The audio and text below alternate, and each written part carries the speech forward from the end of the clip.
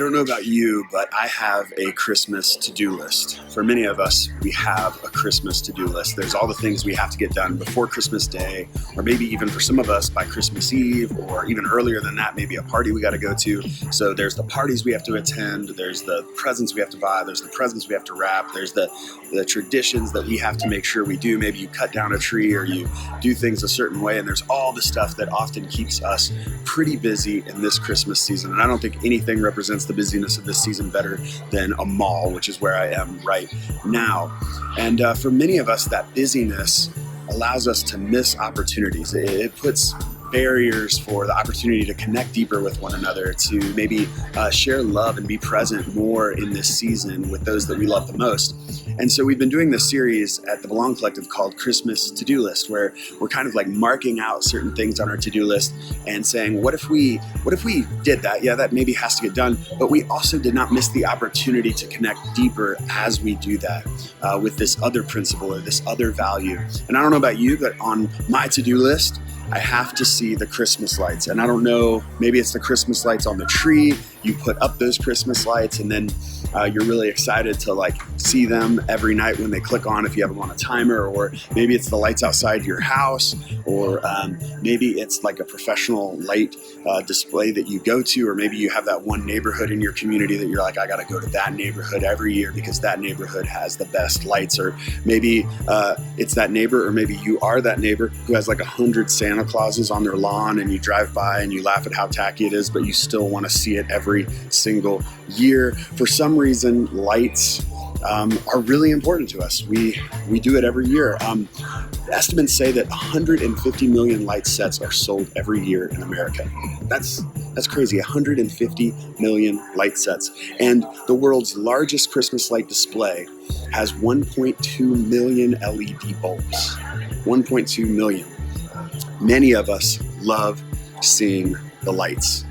And I don't know about you, but that's definitely something on my Christmas to-do list, to take the family to see the lights, to be excited. And I don't know what's exciting about seeing lights. It's like, it's an interesting phenomenon in some ways to me. I think it might be that light reminds us that like there's hope in a dark world, like that the representation of light and darkness in our world, whether that's through like even comic book characters or just the realities of morals of good and bad, and like light represents something good to us, and we want to see that and reflect on that in this season.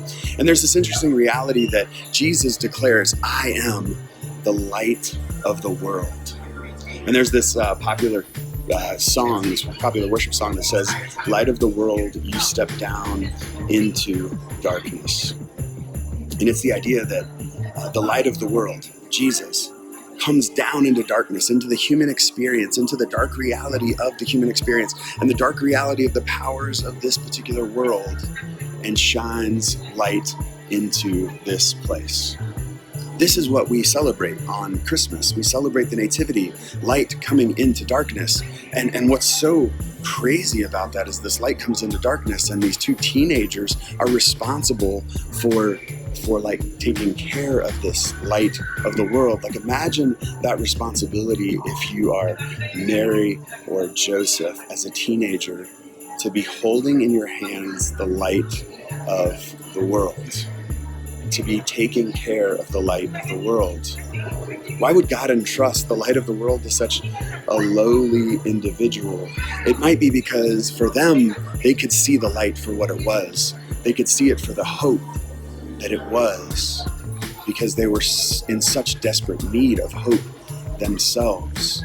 They had not clung to the powers of this world for their hope, but because of their lowly position, they had an openness to see the light, to see the light of the world right there in their midst. It is upside down for God to enter into this story as the light of the world. But what's even more upside down, and this is what I want us to reflect on this Christmas Eve, this is so cool.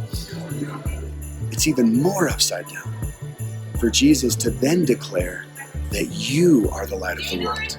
You and I are the light of the world. This is what Jesus says, you are the light of the world. Let your light shine before others so that they may see your good works and give glory to your Father in heaven. You and I are the light of the world. We're invited into the same reality that Jesus is. Jesus is the light of the world, but then Jesus commissions us to be the light of the world as well. That's fascinating. In this particular season, we have the opportunity to be the light, to shine that light.